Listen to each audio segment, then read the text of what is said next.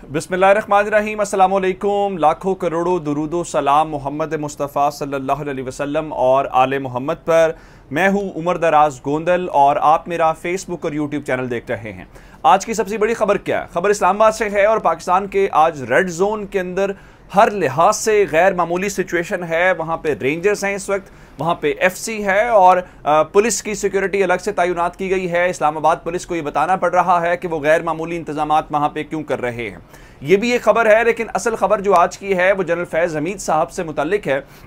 General फैज़ हमीद किसी तारुफ के मोहताज नहीं है। पाकिस्तान की फ़ौज के एक होनहार कॉम्पिटेंट ऑफिसर, जिनसे न सिर्फ हमारा हमसाया दुश्मन जो है उसकी टांगें कांपती हैं, बल्कि वो जो रिजीम चेंज वाले हैं जो बहुत दूर से मुख्तलिफ मुल्कों की हुकूमतें तब्दील करते हैं। और फिर आज 5 जुलाई है और 5 जुलाई 1977 की एक ख़ास मुनासबत है। अगर आपको याद हो तो आज के रोज़ जुल्फ़िकार अली भुट्टो की हुकूमत गिराई गई थी और बाद में ये बात मान ली गई थी कि उस वक्त भी जो वाशिंगटन डीसी वाले हैं ये उनका रोल था। और बड़ी पॉपुलर लाइन आई थी जब यहाँ पे भुट्टो साहब की हुकूमत का तख्ता उलट दिया गया था, तो यहाँ पे जो उनके सफ़ीर थे उसने वापस अपने मुल्क के अंदर ये पैगाम भेजा था, पार्टी इज़ ओवर, यानी पाकिस्तान में मार्शल लॉ इम्पोज हो गया था। आज भी कुछ ऐसी ही सूरत हाल है और आज उस ताकत जिससे वो ताकत भी जनरल फैज़ हमीद से डरती है, उसकी वजह क्या है कि अफगानिस्तान के अंदर जिस तरीके से उन्होंने पूरी की पूरी सिचुएशन को हैंडल किया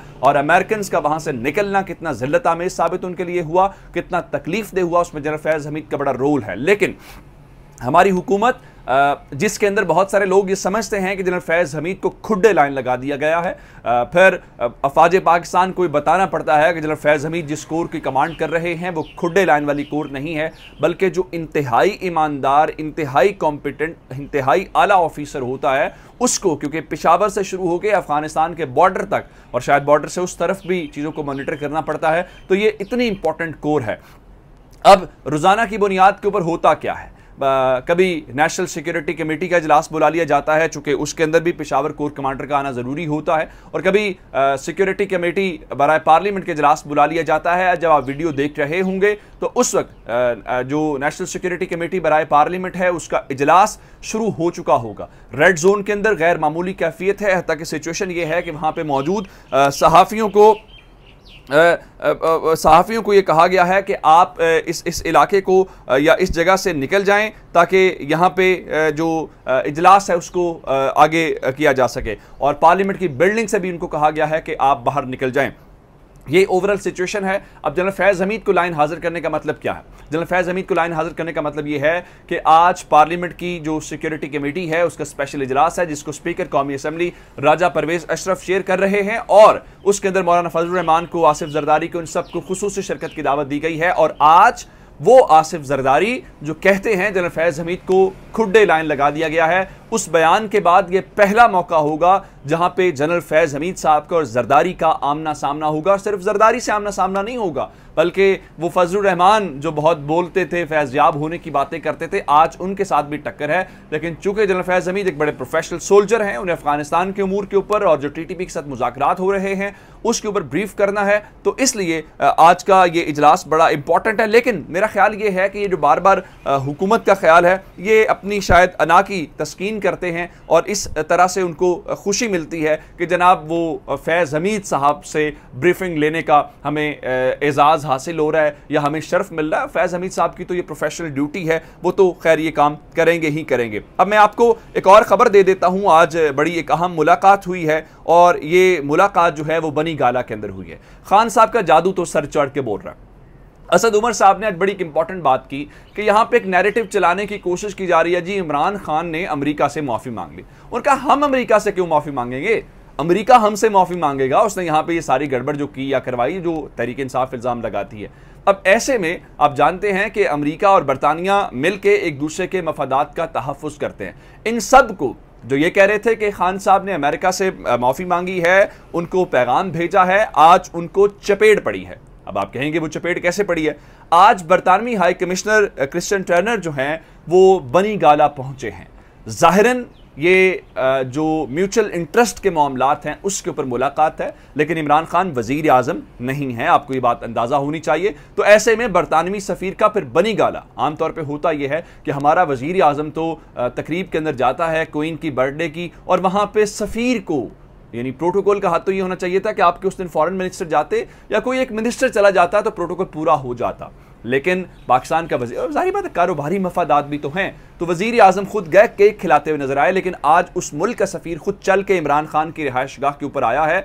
और अगर आप ये समझ रहे, खान साहब ने उनसे कहा है कि ये जो मनी लॉन्ड्रिंग के मामलात हैं ये तरक्की पजीर ममालिक के लिए बहुत मसाइल हैं और सरमाए की जो तरसील है उसका तदारुक होना चाहिए। पाकिस्तान जैसे मुल्कों के ऊपर उसका इम्पैक्ट पड़ता है और मुआशी नाहमवारियों को फ़रोग मिलता है। लेकिन अगर आप ये समझ रहे हैं कि मामूल की मुलाकात है जिसमें वो साहब आए, खान साहब से मिले, कुछ चाय शाय पी और खान साहब ने उनको इस बारे में, तो ये आप गलत सोच रहे हैं। मैं आपको बता देता हूँ कि बुनियादी तौर पर ये पैगाम रसानी की मुलाकात थी, और वो जो कह रहे हैं कि खान साहब ने माफ़ी मांगी है, ये खान साहब ने माफ़ी नहीं मांगी, बल्कि खान साहब को इंगेज और मैनेज करने की कोशिश की जा रही है। और आज की मुलाकात उसी सिलसिले की एक कड़ी है, और उसी सिलसिले में क्रिश्चियन टर्नर जो हैं वो पैगाम लेके आए हैं, लेकिन खान डटा हुआ है, क्योंकि खान जो अंदरूनी लोग हैं, और आपको याद होगा मैं ये बात क्यों कर रहा हूँ, जो बेनज़ीर का और मुशर्रफ का एग्रीमेंट हुआ था वो किसने करवाया था?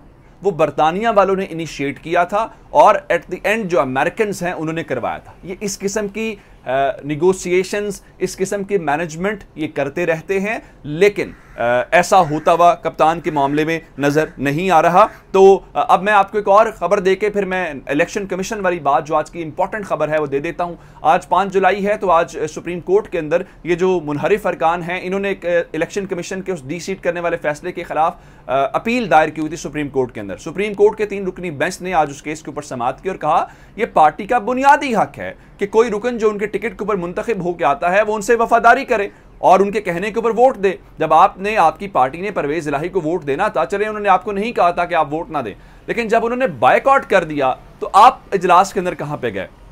और उन्होंने कहा कि ये जो ज़मीर फरोशी या ज़मीर तब्दील करने का मामला है इसको अदालत कैंसर करार दे चुकी है, ये कैंसर की मानिद है, इसलिए आप तैयारी करके हैं। अदालत ने इस समाअत को गैर मुअय्यना मुद्दत के लिए मुलतवी कर दिया है। चूँकि 17 तारीख को इलेक्शन है तो इनका ख्याल ये था कि हम कर लेंगे, नहीं होगा।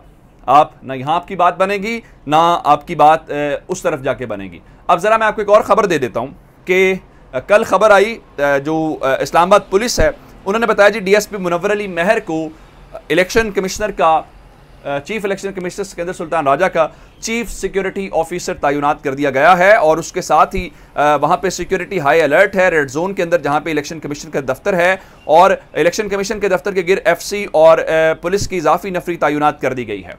उसके बाद अब खबरें हैं कि शायद रेंजर्स और एफसी की जो मूवमेंट है वो भी बहुत ज़्यादा वहाँ पे हो रही है। अब सवाल ये पैदा होता है कि आखिर अचानक से रात को ऐसा क्या हो गया जिसमें आपको चीफ सिक्योरिटी ऑफिसर तैनात करना पड़ा, या फिर आपको एफसी, पुलिस और ये इलेक्शन कमीशन के गिर ये सिक्योरिटी लगानी पड़ी। तो मैं आपको बता देता हूं कि पिछले महीने की 21 तारीख को एक फैसला महफूज हुआ था जो तकरीबन कोई 14 साल के समातों के बाद वो एक ममनुआ फंडिंग, बैरूनी फंडिंग, इस किस्म के अल्फाज आप इस्तेमाल करते हुए तहरीक इंसाफ के मुतालिक अब एक जानिब तहरीक इंसाफ के चेयरमैन के खिलाफ इन्होंने एक रेफरेंस स्पीकर को भेज दिया जो 30 रोज के अंदर इलेक्शन कमीशन के पास भेजेगा। दूसरे नंबर के ऊपर चल के इन्होंने वो पार्टी फंडिंग केस जो है उसका मुमकिना तौर पे खबरें इस्लामाबाद से आ रही हैं कि शायद उसका फैसला सुनाया जा रहा है, और वो फैसला फवाद चौधरी कह रहे हैं कि जो बदतरीन फैसला हो सकता है सिकंदर सुल्तान राजा तहरीक इंसाफ के खिलाफ वही सुनाएंगे। तो अब उसकी भरपूर तैयारी हो रही है, लेकिन तैयारी पकड़ लें कि इस फैसले के बाद 5:30 बजे खान साहब की भी प्रेस कॉन्फ्रेंस है, तो मामला थोड़ा सा तपता हुआ नजर आ रहा है। अपना बहुत सारा ख्याल रखिएगा। खुदा हाफिज।